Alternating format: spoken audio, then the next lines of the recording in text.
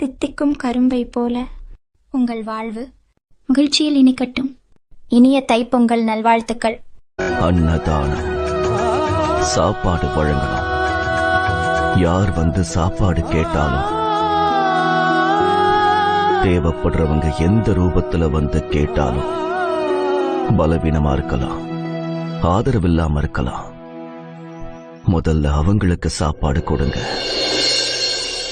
இந்த உலகத்துல ஒருத்தர் பசியோட தவிச்சாலும் நானும் பசியோட தவிப்பேன். என் மேல அன்பு செலுத்துறீங்கன்னா, எனக்கு சேவை செய்ய விரும்புறீங்கன்னா, அன்னதான அடையாளம் நீதான் பாபா, எங்கள் ஆருயிரில் கலந்து விட்ட சாயி பாபா.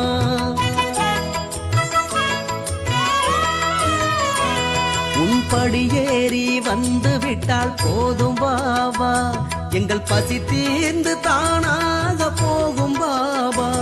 உன் எரியும் அடுப்பு எப்போதும் அணையாது, உன் எரியும் அடுப்பு எப்போதும் அணையாது.